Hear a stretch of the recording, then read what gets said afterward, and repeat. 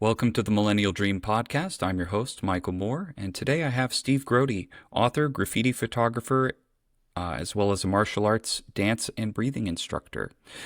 So great to have you on, Steve, and happy to chat about your creative endeavors and the path that led you to where you are today. Looking forward to it, Mike. Thanks for having me on. Yeah, great to have you on. So, Steve, if you could kind of give a high-level summary of the work you do, both creatively and professionally, for the audience. Uh, well, you found me through my work as a documentary photographer. I've been documenting the graffiti culture primarily in Los Angeles for the last 35 years. And that's been an interesting and ongoing and evolving project. I'm also a martial arts instructor, and that continues. And I also teach swing dance and Taoist internal work. Those are all parts of my on my plate. Okay. And so, let's go back to kind of earlier in your life and, really your first interactions with creative work and, how that led you to where you are today. Well, I've always been interested. The start was always being interested in art, Hmm. and ironically, as a kid in grade school, before I would have even known the term graffiti, I know that somewhere I saw bubble letters, those rounded letters Hmm. that are ubiquitous, the most ubiquitous form of graffiti that everybody sees on the sides of freeways or everywhere else. And I know I worked out the alphabet in bubble letters with overlapping edges. It had to really look like they were balloons. And that was when I was in grade school, elementary school. And then my youth era of art was psychedelic art. I still have my posters from the San Francisco ballrooms, and so I did that. And uh, even in high school, I was part of the art production team, and I had a partner, and he did the melting faces in psychedelic, and I did the psychedelic writing. They didn't appreciate that much for that kind of psychedelic writing for advertising football games, but that's what we were doing. And then I ended up getting a degree in painting, drawing, and photography in Cal State Northridge. And so there's always been, for better and for worse, as it relates to your interests. I've always been focused on what sparked me, what interested me, and I was never thinking all that much about how will this be a career, or, or how will this be a living. It was just what what is interesting and what am I passionate about and what do I want to do. And so the first leg of things was art, and even though my degree includes a degree in photography, I was not interested in documentary photography. I was interested in so-called fine arts photography, composing in the lens and the composition of things. So it wasn't until 19 so I saw the graffiti movement starting to evolve in Los Angeles in the mid 80s. And I thought, oh, well, this is really interesting. But because I wasn't looking for something to document, I didn't get on it 5 years earlier than I now wish I had. Uh, but then I came down the hill in just west of downtown Los Angeles, and there's this area called Belmont Tunnel. We Hmm. used to have it was a subway that came from Pershing Square out the tunnel, up the tracks to Glendale, up Glendale Boulevard. And you can see that in some of the old movies with Roger Crawford, where he's chasing the criminal, and here comes the train out of Belmont Tunnel. Anyway, that became a major site for graffiti, a yard, a place where kids could paint. And although at first it wasn't clear whether it was illegal or they would get sweated by the police or not, it became kind of a legal place for kids to hang out and And that was important. There are no yards now, Mm-hmm. really, and that's or there are very few, and that's Mm-hmm. another topic of discussion. Anyway, so I saw this extraordinary, by happenstance, this extraordinary site just after a battle between two graffiti crews. And that's when I thought, well, there needs to be a record of this. This extraordinary thing comes and goes. So I'm interested in human expression and signs of life. And that's what drew me into the starting to document graffiti and starting to track it down. And it's, no pun intended, it's fugitive. Mm-hmm. It comes and it goes. And you can see, certainly there's very quick work that can be done. Tags and so-called throwies, throw-ups, the bubble letters that are thrown up on the wall. That's why they're called that. But there was always incredibly crafted, careful, expressive work as well.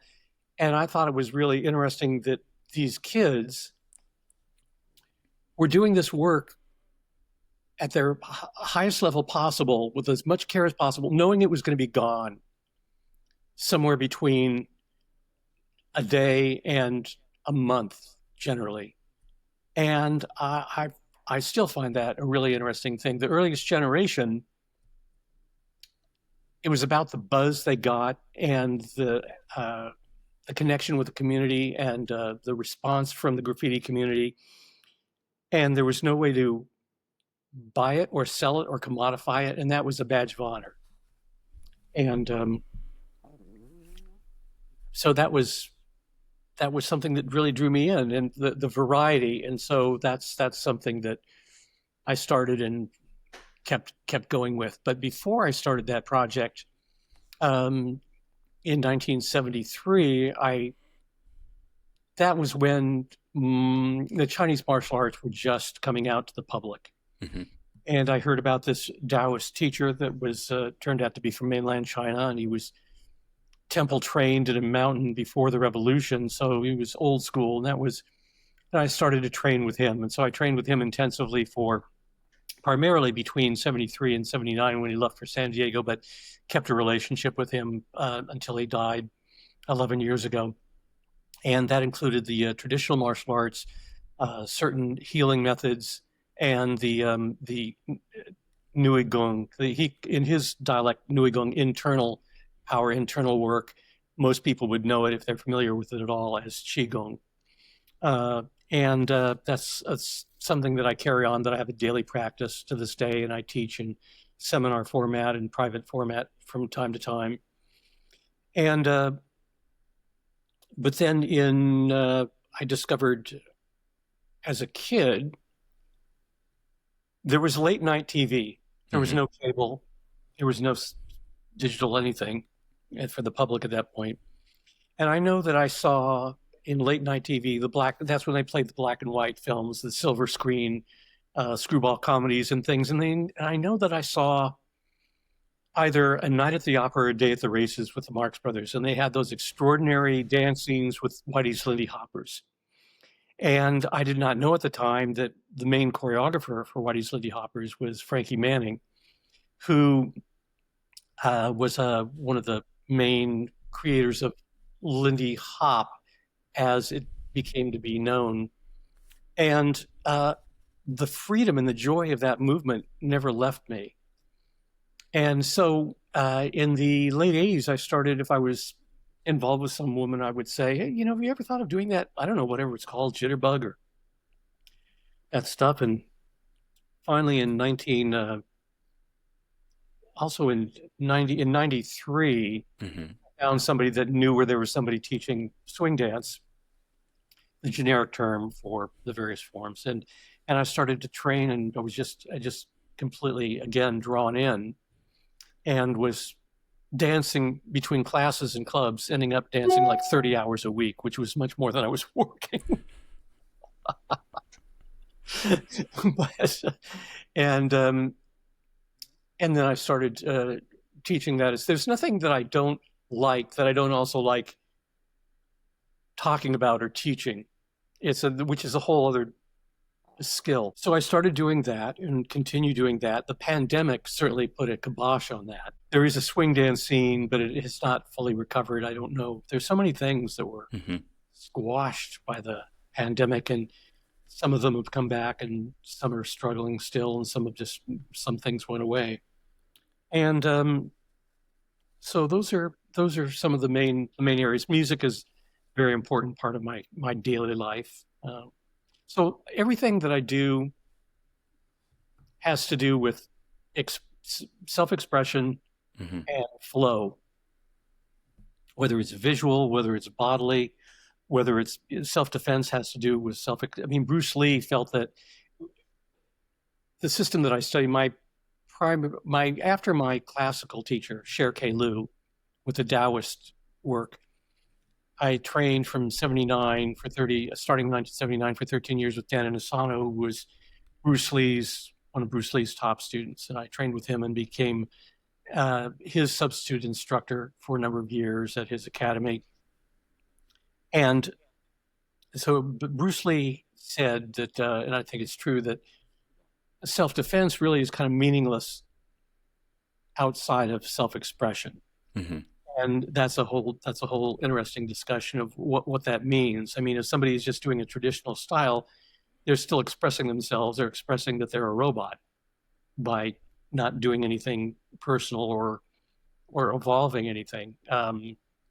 But so that's another part of things. And I realized at a certain point that between martial arts and swing dance, those are the two socially acceptable public expressions of sex and violence.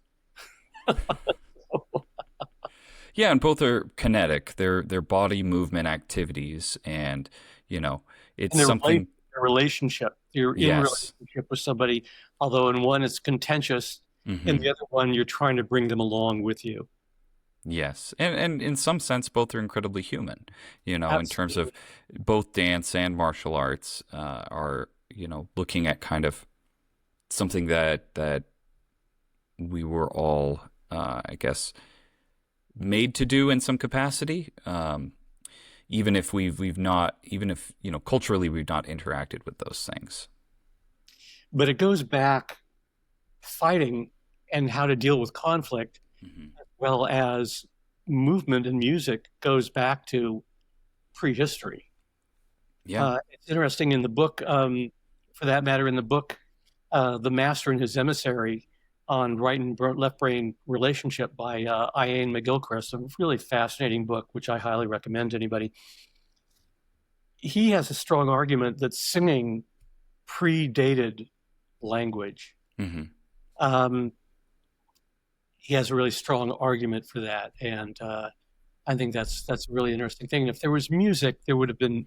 It's hard for me to believe there wouldn't also have been expressive movement, whether we would recognize it as dance or not, ritual movement and things like that. So it's interesting. Awesome.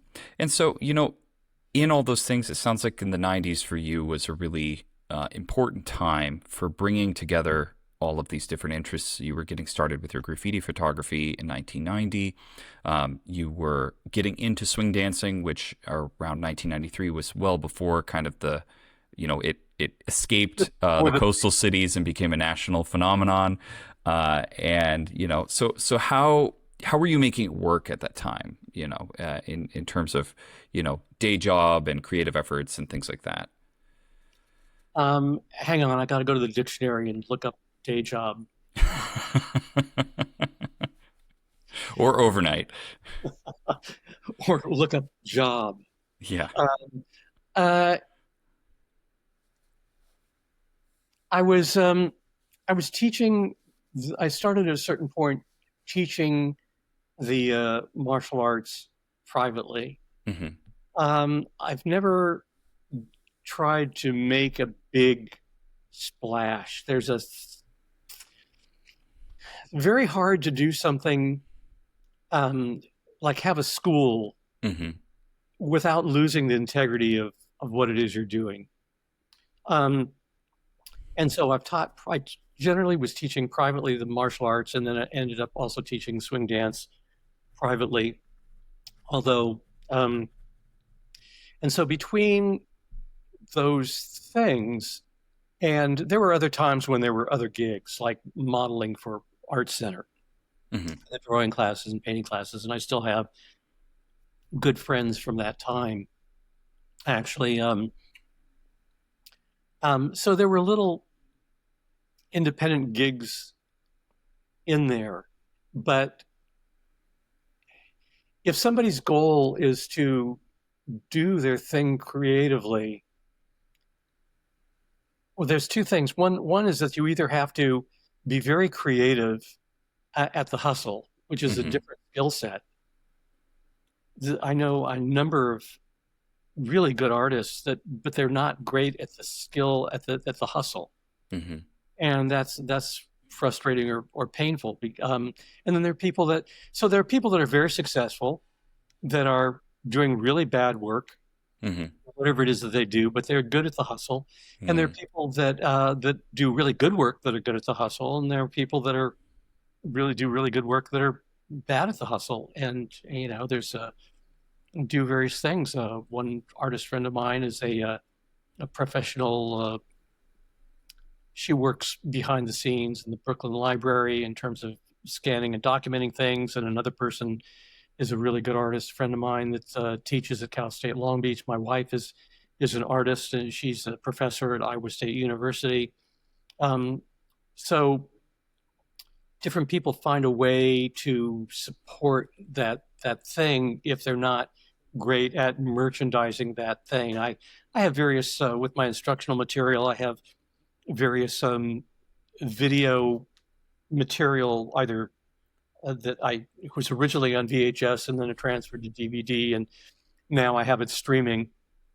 The instruction material and little clips on YouTube. My Steve Grody Downtown Self Defense channel on YouTube, and a couple of old from the '90s swing dance instructional sessions. There was this great thing once upon a time Hmm. in LA called public access TV. Hmm. And really, it was great. It could not be more idiosyncratic. There was one time when I came in there for a session to do, there would be half-hour sessions. Hmm. The person before me, I don't remember their name, but I just know that they were filming themselves making up, I think, poems and songs to pictures in magazines while shaking a maraca with their teeth. So it was very, it was like a show that people on Channel 3 in Los Angeles would just happen upon, and they would go, "What the heck is this?" And Yeah. that's how a lot of people ended up finding me, is just by happenstance. And that's where I got a certain amount, a bunch of my private students during the '90s, was from them finding me on and seeing what I was showing, and liked what I was the content and the way I was moving and explaining things, and they would get in touch with me, and that's how that was working. Yeah, that was public access was kind of the TikTok of its era, so to speak. It was idiosyncratic. Local individuals would create stuff. I mean, Wayne's World kind of captures that vibe in kind of a popular piece of media, but it definitely was its own kind of space I'm glad you for mentioned that. creativity. Yeah, yeah. I'm definitely from kind of the tail end of the existence of a lot of public access, but even some of the stuff I did in university would have opportunities to go on local public access, even though, I think at that time no one was watching it, with the advent of YouTube. Um, And there was no editing. People should know there was no editing, so it was live yeah. on tape, and there were times when I always had them do a master VHS tape while it was going on, and I would have the quarter inch, the half inch tape as well, Hmm. master, and I would go home and I would watch it, and sometimes I was like, oh man, you obviously had way too much coffee before the show. For sure. So, you kind of sounds like, in the 90s you were bringing together these different types of private instruction as a way to kind of make a living out of Right. the work that you were doing. Meanwhile, you're doing the graffiti photography. And then what led you to publishing your book in the early 2000s? It's so interesting to look back at this time. Mm-hmm. At a certain point of documentation, I had it was easy to have the existing books on graffiti at that time because there were very few. Mm-hmm. There was the first one from 1984 by Henry Cooper and Henry Chalfant and Martha Cooper, called Subway Art, and that was that, and the one that came out in '86 with Henry Chalfant and Jim Prigoff, who became a mentor of mine, called Spray Can Art. Those are considered by many kids as the Bibles of graffiti for them.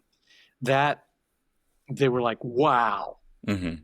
And this is all before the internet, before the interweb. Picture trading networks, trading networks were very valued. Finding friends in other cities was very valued. Mm-hmm.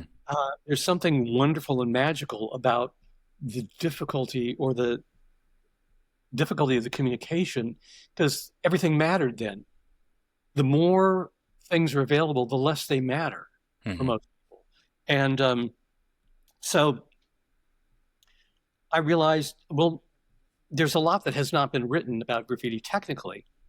So I sent out a bunch of proposals to a bunch of publishers. Nobody was interested. Nobody said graffiti. I don't think so. But then in 2004, Abrams took a chance on this book by, I forget the author's name, called Graffiti World. Mm-hmm.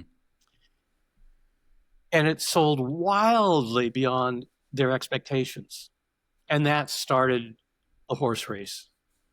All of a sudden, everybody was publishing books on graffiti. Now, that has been cut way back, partly because publishing struggles in general, although there's still a healthy print thing going on. It's really found its level, and bookstores are actually functioning.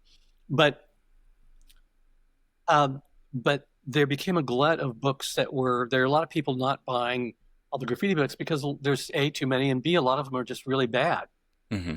Very good. But it's not that there's not interest. They just have to be good books. Anyway, I proposed in 2005.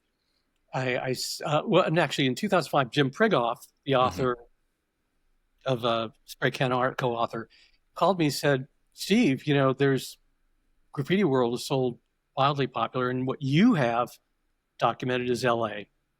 And so you should do a proposal, not for graffiti in general, but for LA specifically. And after dealing with their New York snobbery, Abrams is kind of like, yeah, really, Los Angeles? I mean, is there anything there that we would care about? It was, I don't know why I'm doing a snobby New Yorker with British accent. It seems like British would have a better snobby accent. Anyway,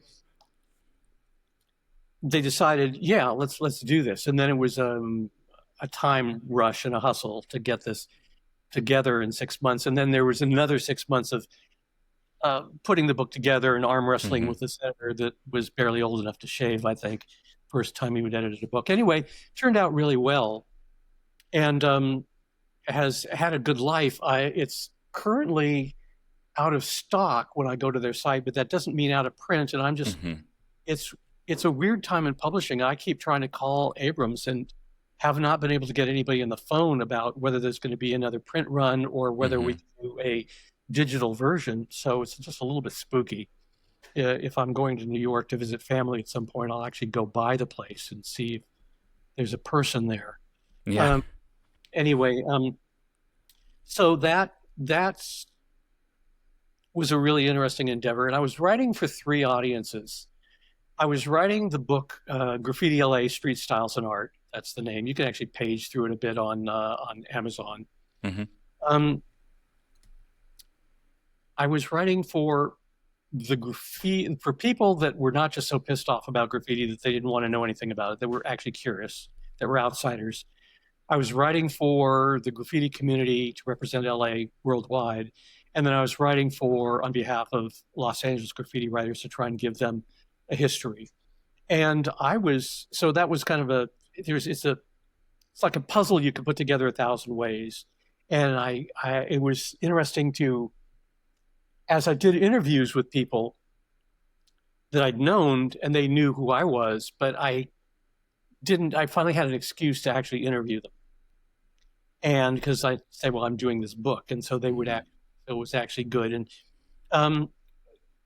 I was stressed to try and get it right and to try and put the pieces together in a flow and to represent them. And I wasn't thinking as much. I didn't realize how much love I would get for the book and still get for the book to this day, because I did not clown them. I did not caricature them or misrepresent them. And it was really kind of moving. There was one important graffiti writer, Saber, who said, my family on the East Coast, they just always thought I was some kind of, kid doing this weird vandalistic stuff, or they didn't really understand what I did.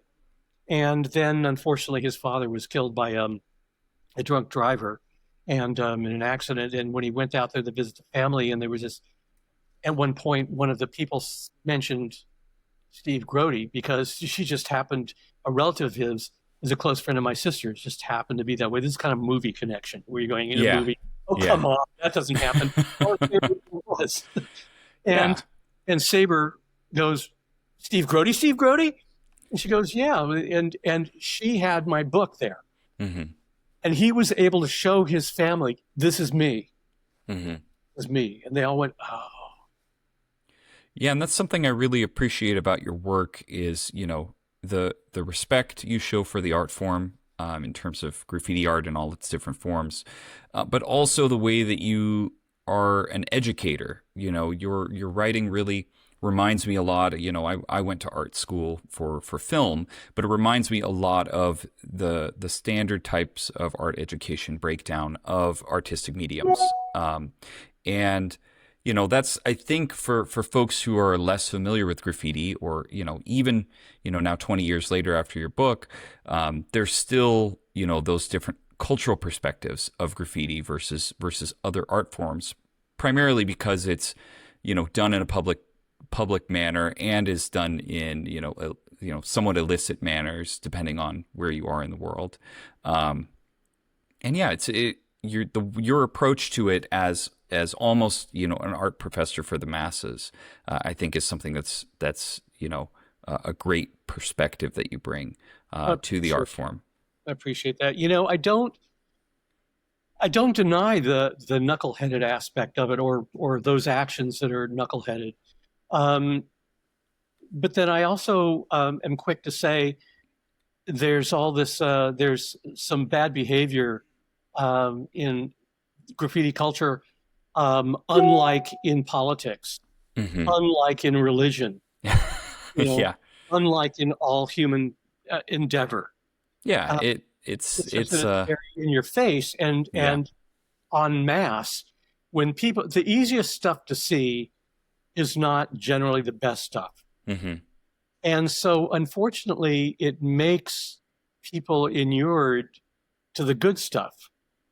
And also because it's done by, was it an art movement evolved by kids for kids and outside the control of the academy. That also, in some people's eyes, devalue it. But then the big institutions at a certain point, they're desperate to have a younger audience and not just a graying audience. And so at a certain point, what major museum has not had some graffiti or street art, urban art representation at this point? Because, we're with a 23 Skidoo, kids. We'll have a but unfortunately, so there was this major, it was a big show for, criminy, this gallery in New York. There was this auction house that I was part of the show of, and of course it's escaping my leaky brain at the moment. But it was supposed to be this kind of blockbuster show, and I was brought in, and the guy that was the main curator was a nice guy, and he had been the main curator, the head of the Brooklyn Art Museum, and he was very art fluent. But there was this assumption that if I know about above ground art, well, of course I know about graffiti. And he didn't. He was a nice guy, but I was saying, Hmm. okay, you need to read this book and you need to read this book and you need to be able to distinguish, because there are a lot of people that are very fluent or educated about Western art tradition, but that doesn't mean that they know how to look at graffiti and distinguish between something that is just very colorful and really bad or average, or something that's really good. Just like in people that are familiar with looking and understanding, well, any art, but in particular, let's say abstract art, Hmm. it takes some time of involvement to be able to distinguish between something that really does belong in a museum like a Motherwell and something that really does belong on the lobby wall of Motel 6. And there are a lot of people, I think, that are intrinsically suspect or suspicious. They're suspicious of anything they can't immediately understand. Hmm. And so there are a lot of people that don't believe there's really anything in abstract art because they're just trying to fool us by throwing paint at the canvas. Whereas, oh, I can see that, Michelangelo, he could really paint, or so and so, these classical artists, I can see it's very realistic, and that's a lot of people's their standard of quality is how realistic something is. Hmm. And so graffiti being skewing towards the abstract and towards something where you really need an educated eye of involvement to distinguish the good, the bad from the ugly, um, it's always going to have a minority audience. Yeah. But anything like that, if anybody is sparked by it, it's well worth taking the time to look at it and start to distinguish between the variety of quality. But Yeah. I appreciate that. I think that's why in all of my posts on Substack, Hmm. Steve Grody Graffiti File on Substack, um, I try to say, don't just here's graffiti. Yeah. I say, look at the way they use their borders, look at the rhythm, look at the flow of the forms, even if you can't read the thing. I try to point something out in it because it's not. If that's pointed out, it's not difficult for somebody to say, "Oh yeah, yeah, I see what he's saying. Yeah, I can. Oh yeah, okay. I am. I oh that's the fill that area in between the letters. Now, yeah, there is a interesting color scheme going on there. Or yeah, I see it is different what they did. Those are more angular and all their spines are slanted. The letters are slanting backwards versus something that's more just free form and bubbly. And so I think that when people have a chance, are given a chance to understand something more, that's enjoyable. Yeah, Yeah. definitely. And something I want to discuss a bit more that you mentioned towards the beginning is, the spaces and community that the art form has had over the years. And you mentioned how places like yards are starting to, they're not as readily available as they used to be. Can you speak to that in more detail? Yeah. A yard is a place where graffiti is done regularly. The Hmm. term comes from the original New York movement, which was originally on subway trains. And they would sneak into the subway, the train yards at night Hmm. to do their painting. And that's why, and that became a term of use, a regular spot. And so there were a number of regular spots in LA. Three of the main spots were the Venice Pavilion, Hmm. Belmont Tunnel, which ran for 20 years, and this area of abandoned train tracks, non-used train tracks at Motor National in West Los Angeles. And they were important because um, although Venice might be raided from time to time, kids could get sweated. Motor, maybe not so much. Belmont became illegal. It was a place for kids to socialize and see their and learn and see their heroes working, maybe develop a relationship, maybe, and then it was a way for people to develop associations. So and so is painting there, and then they meet these other people and they get along. And then the more established crew sees that this kid has got a good attitude and has got some skills. And so that at a certain point, maybe they'll say, you know, after painting around, being around for a while, they'll say, okay, well, we'll take you. Would you like to be in? Would you like to be part of AWR? Mm-hmm. Whatever crew. And then there were stepping stone crews Mm-hmm. that were established. That's something that's fallen out of. Kind of like the minor leagues versus the major leagues, so to speak. Yeah, but ironically, what happened is in all the cases, like LTS or Last to Survive, Last to Mm-hmm. Serve crew, um, they started a stepping stone crew called KOG, which means Killer of Giants, and giants were trains.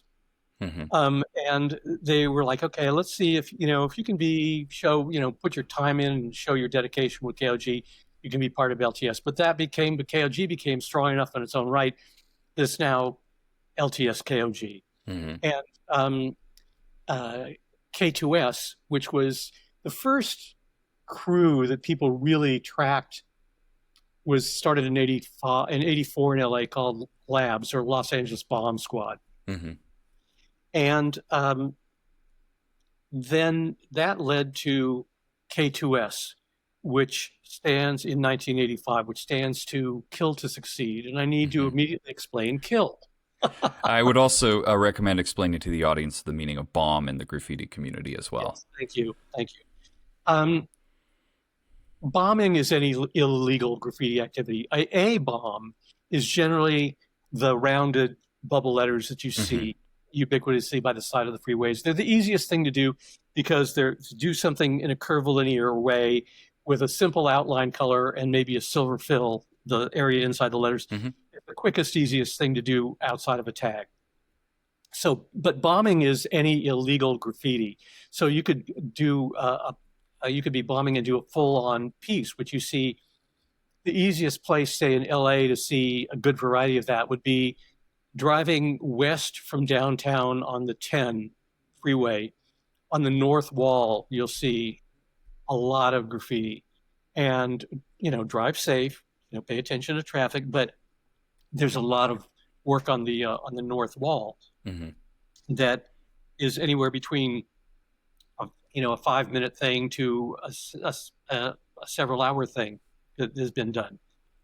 And so bombing is and it could be even sticker bombing. Somebody has a sticker that they've written on, or a pre-printed sticker, and that's called sticker bombing or slap tag bombing. And then kill is the same exact thing as your friend, a comedian, and you say, "How did you do last night?" "Oh, I killed him." Mm-hmm. It means to do really well, to do excellent. And I'm not whitewashing anything, even though the K2S's really the LA Bomb Squad and K2S's really were seminal in developing a distinctly LA style of graffiti, because these were kids that were initially in gangs. Mm-hmm. And they saw modern graffiti starting to happen. And so this is kind of a broad brush way of saying it, but they're saying, like, wow, wait a minute, you can use all these different colors, and you're developing your own letters, and you're going all over the city, and you're kind of not just staying with the same thing, and you're hitting up your name yourself, and you're not necessarily getting shot at by a rival neighborhood. So that's why there was somebody in LA that was printing up T-shirts saying "Graffiti saved my life," because there were a lot of kids that actually got out of. As a kid, you need to have something in a focus, and by doing graffiti, that took the focus generally for many of them out of gang life. Yeah, it gave these kids an opportunity to have community, have camaraderie, have, brotherhood with other kids, older and same age, but in a way that wasn't necessarily, yeah, it wasn't committing, outright violent crimes. It was committing the, arguably victimless crime of creating art. Yeah, no, without a doubt. And there's some kids that still have a foot in the neighborhood, and but most of them, for most kids, I would say, from my impression, is that it's pretty hard to be a committed gangster and graffiti writer at the same time. You really kind of, it's, and so most of them. Well, doing the art takes place in the same time of day as doing nefarious activities, so it crowds out the gang life essentially. Yeah. And the when you say victimless, a lot of it, depends on perspective, obviously. Yes, but I would say there's a continuum, not just of illegality there's from legal and commissioned work to illegal work, but there's also a continuum in the illegal work from completely non-vandalistic to clearly vandalistic. So when you go down the railroad tracks, say in an area like Commerce, or any industrial area where there's railroad tracks, you'll see a lot of graffiti behind buildings. The buildings, the businesses, they never even see it. Their entrances are on the other side. The people coming and going don't see it. And so that's why they generally don't paint over it. They just let it run because they don't care, and it's not hurting their walls, even if the kids could get arrested for doing it. And then there are kids that, when they tend to be younger, will like acid bath scribe or scribe like a liquor store window or something. And then generally those kids will look back on that time when they were younger and they go, yeah, that was not good. And so most. Yeah. When the time I lived in LA, worked in an area near USC on the other side of the highway, and definitely would see kids. They look like they were middle school age, probably going to and from school, and they'd either have a wide tip pen or they'd have some sort of stuff, and they do a simple tag, just walking down the street. They do the same tag over and over again, I guess practicing their style, but it would be indiscriminate. It wouldn't be with any regard for the location or the property or anything like that. And it sounds like as people mature in the art form, they run with their crew, they tend to focus on differing types of locations. Absolutely. And there are crews that say, in this crew, you don't bomb any other public art. You don't hit any of the freeway murals. You don't, you respect other forms of art. And then other people, you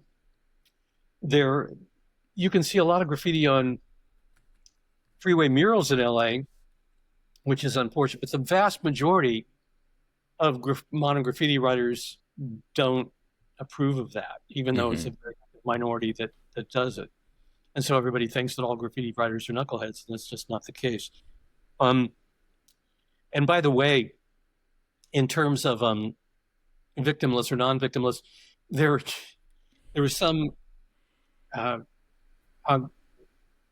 misguided judge saying to some graffiti writer that was being sentenced, that it was like some terrible sex crime because it's repeated. And I would want to say to that judge, so Your Honor, how you doing? Well, I'm doing okay. Well, you seem pretty good for somebody that's been repeatedly gang raped, because that's what you're saying graffiti is. And yet here you are in the courtroom, and you between your house and here, you've seen a lot of graffiti, I guarantee you, and yet you seem to be okay. There's folks from other perspectives that could say the same about advertising, Absolutely.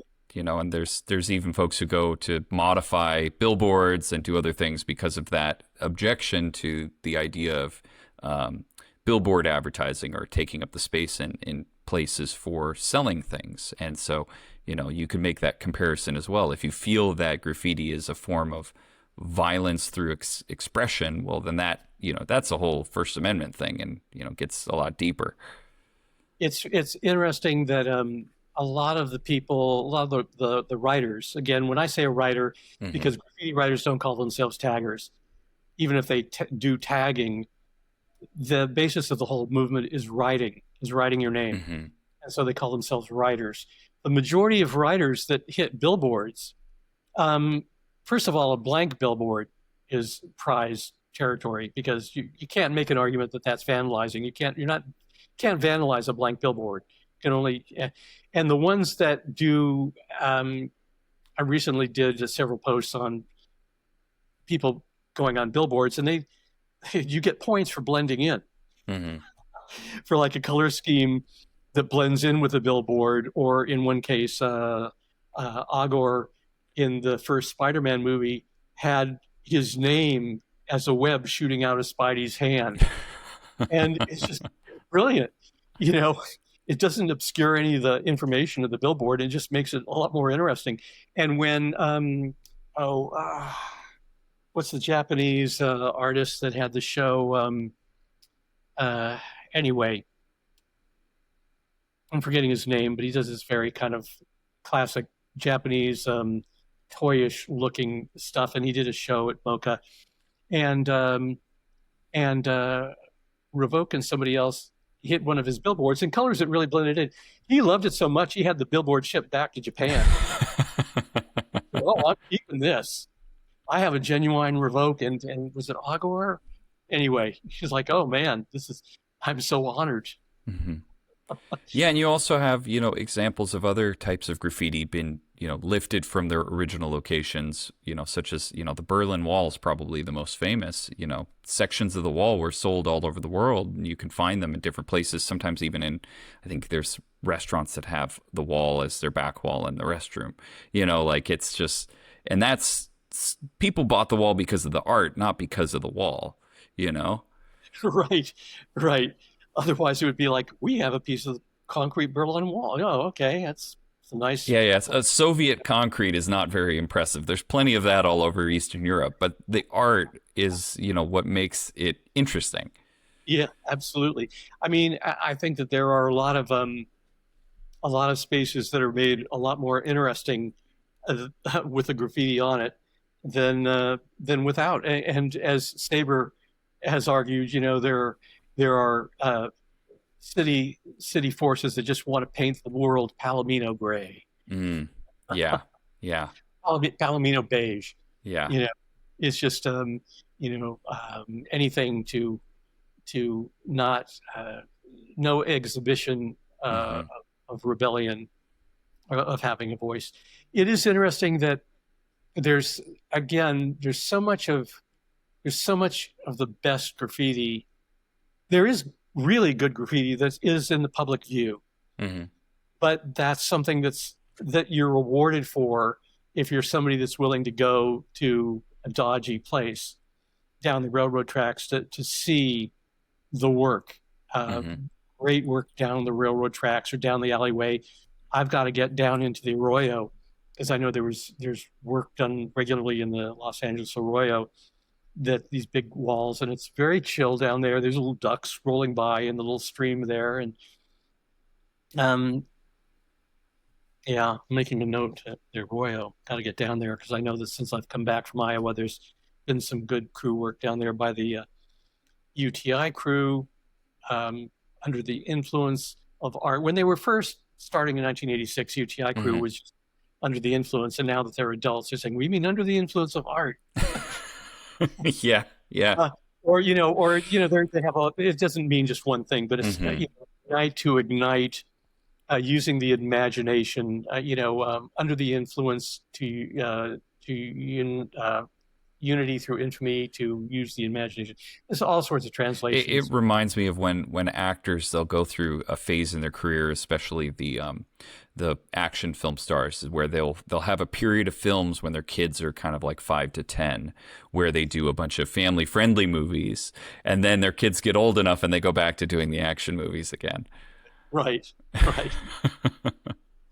Yeah, so it's and it's what's also interesting is that in the first generation in the 80s, so that's the first generation of graffiti in LA evolved in the 80s. Mm-hmm.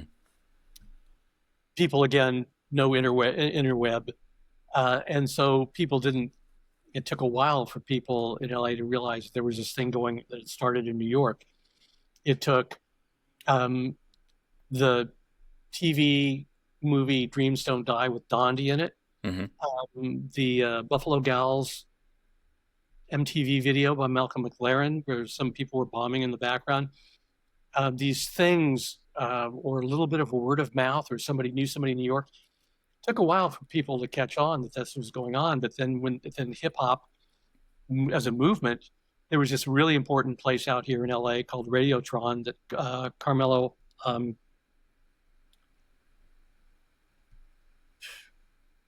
names you want them and then they disappear. Alvarado. Anyway, Carmelo started this place called Radiotron, which was an important place for kids to get together and most of the early graffiti writers were breakdancers.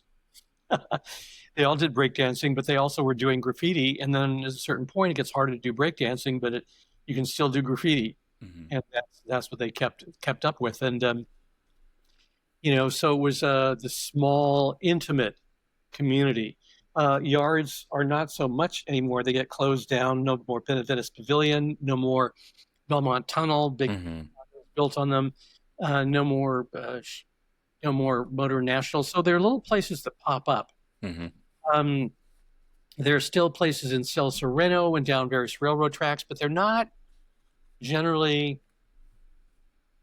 not generally chill gathering spaces for social connections to be Hmm. made and relationships to be cultivated. And that's that's weird because there's Hmm. a mentorship and a social connection that has been so important to the evolution of graffiti. And so now is a weird time because a lot of veterans feel that there's a lot of a lack of the standards of don't go over something you can't burn. Hmm.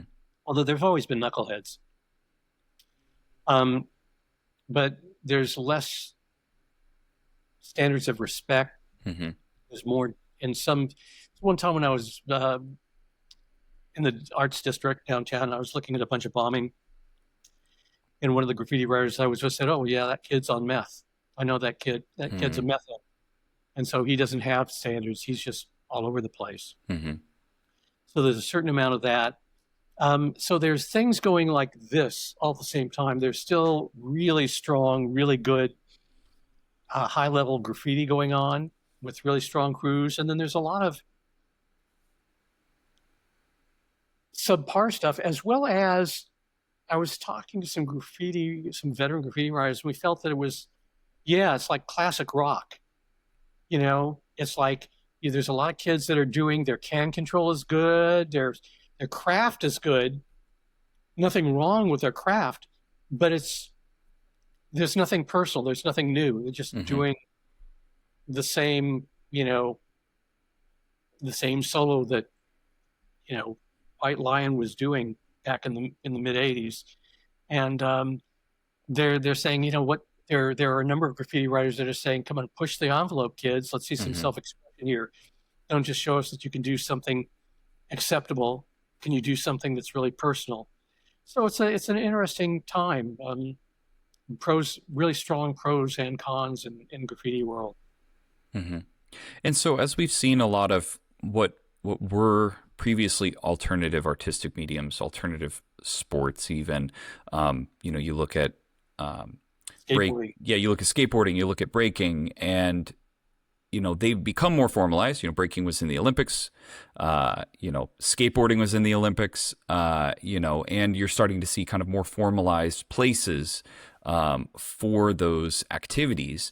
Do you think there's a place for being for say cities or communities to be intentional about cultivating art, through creating spaces that invite artists and crews to come in? I think there will always be a space for the uh, not allowed locations, but do you think there's a space for more formalized, in the same way that we have skate parks? Yeah, a graffiti writer I know. I spent a little time in Mexico a little bit ago doing some presentations, and I was down there with Ophir, Hmm. who's uh, both lives in Mexico and in Glendale, and he was saying that the government actually has worked on sponsoring kids doing murals and public art and having sanctioned stuff, and seems to be a very positive thing. So kids are busy doing legal walls, or they're spending less time bombing. I think that they're I think that it would be good to have, just like there's skateboard parks now. Used to be there Hmm. was only street skating, and so now there's skateboard parks. I think that it would be good, but I think that probably so much of the graffiti thing is the rebellious aspect of it. So there will always be that, but I also think that there's a room for sanctioned stuff. I suppose that there would have to be this some ideally the city that would sponsor that would also say, here's the trade-off. Hmm. If you're if it seems like you're doing the work on these sanctioned walls, but you're also bombing all over the place, and then why bother having these walls? And so there's a cost. Hmm. Less bombing, more painting, but less bombing that they might try and negotiate. Although I don't know how well that would work, because there are no shortage of graffiti writers that will paint sanctioned legal spaces where they can, and when that's not there, then they'll find spaces elsewhere. So there's a reason why that would be a good idea, but there's also, I understand why that might not solve the problem entirely as people see it. Well, I think it's like skateboarding. You're always still going to have people using it on the street, whether a city allows it or not. And many cities have started rolling back those restrictions and are seeing skateboarding as just like bicycling, scootering, as a form of transportation. And having sanctioned spaces seems to help allow community to thrive, especially when a lot of the previous public spaces were removed in previous generations. So, Right. but yeah, I think there's an inherent tension there, for sure. Yeah. Yeah. Um, I'm always glad there have been occasional shows where I've on occasion printed up photographs for something, but that has not been the biggest focus. Um, I think that graffiti in a gallery, graffiti photographs in a Hmm. gallery is, um, I don't know, it's a little bit like seeing a lion in a zoo. You Yeah, know, yeah. it's laying there sleeping. You're not seeing in its natural environment, and it could be appreciated. But I actually like the idea of doing a show where I take my, you know, say, I don't know, just speaking hypothetically, my entire archive, Hmm. let's say 100,000 images, and printing it really small and having the entire thing around, in rows Hmm. around gallery space with little magnifying glasses up there so people could actually look and see it. I think that would be interesting because, for one thing, they would have to make an effort with a magnifying glass, to see something that was a smaller thing. Just like back in the early days of graffiti, there was no internet, and a lot of kids didn't have cameras. So you had to go to the yard. You had to get on the Hmm. bus or get on your bike or get on your skateboard and make a real effort to get to these yards to see stuff. And now it's like, okay, oh, thank you. My caramel macchiato is ready. I'll just go online here and see what's going on with the stuff before the paint is dry. And there's much the more the there's just this weird inverse ratio between difficulty and appreciation. And the harder was to see stuff, the more it was appreciated. Hmm. The easier it is to see stuff, the less it is appreciated. Um, the earlier generation, they had to work out how the effects, well, this is how you get rid of the excess spray pressure in the can Mm-hmm. by doing it upside down or sticking a branch in the thing in the nozzle, and there are all these secrets of how you got different effects. And now it's like, oh, here's the YouTube tutorial. Mm-hmm. Now there are at least 4 brands of spray paint by graffiti writers for graffiti writers, and you Mm-hmm. can order different widths of tips instead of learning the secrets of where there were how you make different spray with it. So something is lost in the Mm-hmm. ease of availability of stuff. But there's still people nonetheless doing really good work. But there are also kids coming up. There was a time when I was asking the Revoke who he saw coming up that was really good. And he said, I don't really want to say about who I see coming up because I want to see if they have longevity. Mm-hmm. I can see kids with talent, but if they don't have longevity, they don't get my respect. Mm-hmm. If they haven't taken those risks over time, they don't get any props from me. And there's, because the early generation didn't have, it wasn't, you just didn't think of having a career as a professional graffiti writer like you can now. So there's this, by the older generation graffiti writers, there's suspicion Mm-hmm. of, oh, are you just doing this so you could put that on your resume Mm-hmm. or for your t-shirt brand, or are you doing this for what we consider the right reasons? Mm-hmm. And so again, it's a weird time for that. Yeah, yeah. And in some ways, that almost, I remember you mentioned something earlier when you were speaking more of kind of the artists. There's kind of an artistic dilemma, which is you have to pay the bills. You have to find a way to hustle, so to speak. And it Thanks seems for it the seems reminder. yeah, and so it seems like more and more, at least in the time we live in, there are ways that you can create value through art with the masses in ways that you couldn't in the past. You see folks who are live streaming or recording the creation of the art itself, which it reduces the friction, but it also potentially allows that artist to make somewhat of a living or a side hustle to kind of Yeah. pay for things. So it's an interesting dynamic in how things have shifted, things have changed. It's given a larger audience to those things, but at the same time, that lack of friction can make things seem very fleeting. Yeah. So that's why um, it's people in the graffiti community. It, it's fine. They feel it's fine generally Mm-hmm. if somebody is in a gallery, Mm-hmm. as long as they have actually had a deep history in the street, and they may even have retired from the street. But as long as they had a long enough history of taking the risks and getting arrested and Mm-hmm.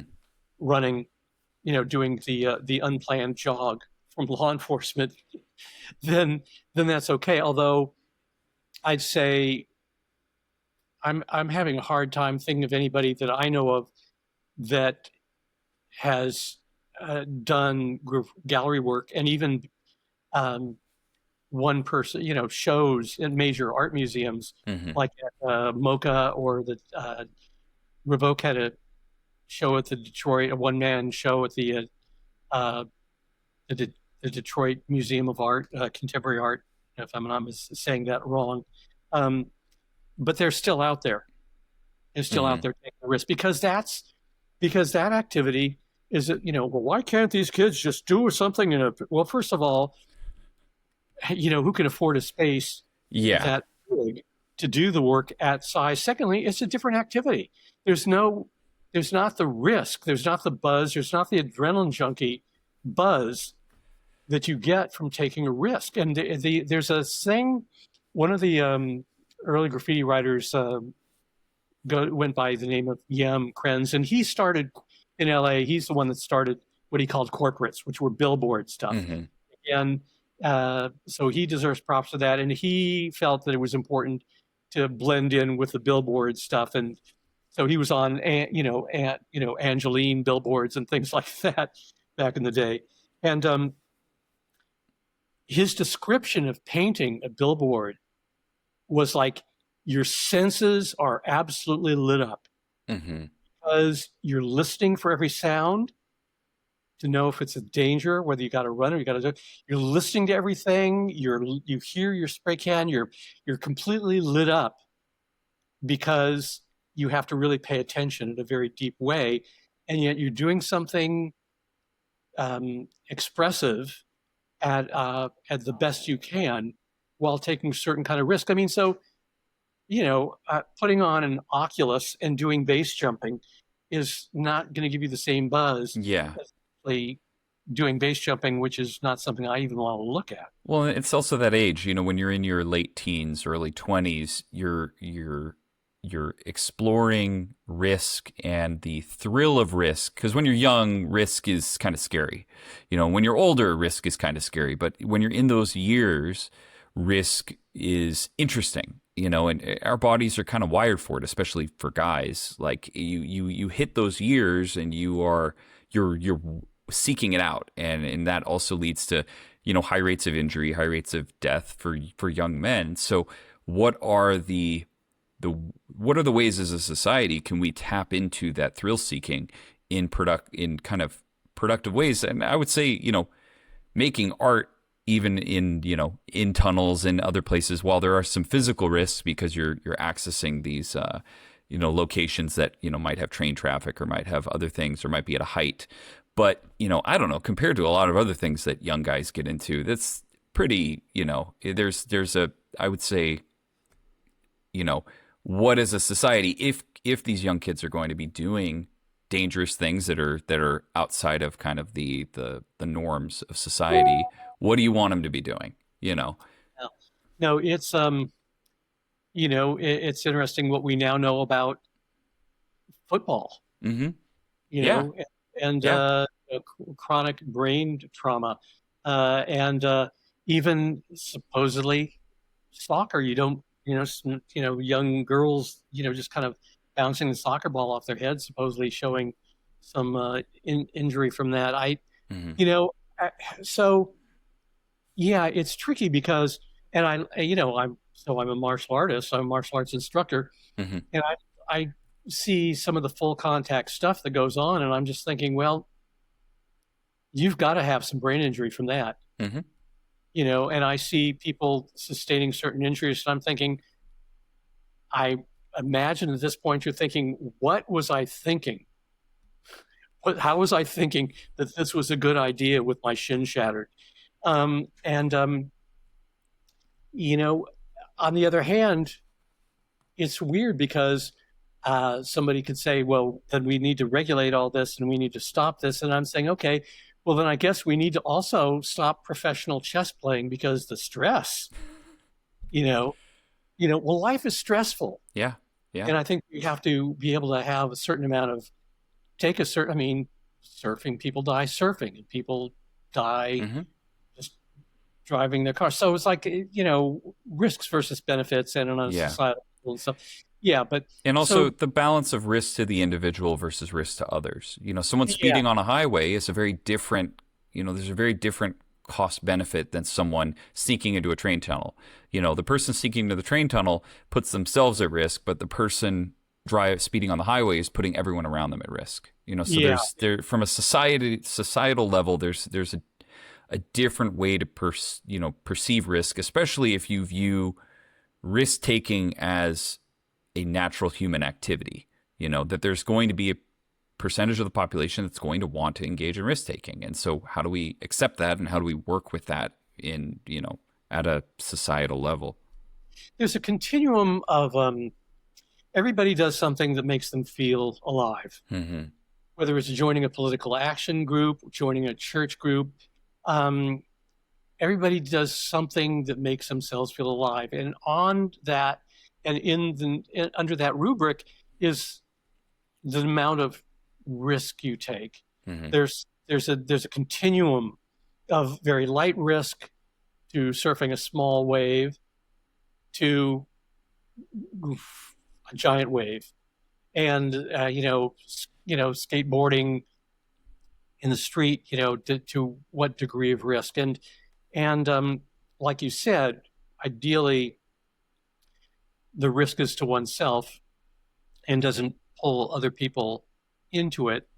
Um, but yeah, it's and people and their people like to test themselves in various ways, or a lot of people do. I mean, Hmm. obviously, um, and that's where their aliveness comes from. And you know, uh, there are people that just want to play it safe, but there are a lot of people that are interested in taking risks of various degrees, physical and emotional, otherwise. Well, So it's Steve, it's been great chatting with you today. I really appreciate the conversation that we've had. And, for the audience, really want to see what are some of the areas they can find you online. well. I'm easy to find. I don't have a different name on Facebook. There's a Steve Grody martial arts page on Facebook. If you're Hmm. interested in that, there's Steve Grody on Facebook. There's Steve Grody on Instagram. Steve Grody martial arts on Instagram. There's my YouTube channel, Downtown Self Defense. You could do Steve Grody Downtown Self Defense, where you could find stuff. Also have Vimeo. I have my instructional stuff on Vimeo. Um, and then there's my Steve Grody graffiti file on Substack, where you can see where all these issues we've been talking about illustrated. Fantastic. Well, thank you so much, Steve. I really appreciate you coming on the show today, and I hope you have a wonderful rest of your day. Thanks, you too, Mike. All right. Take care. Take care. Bye.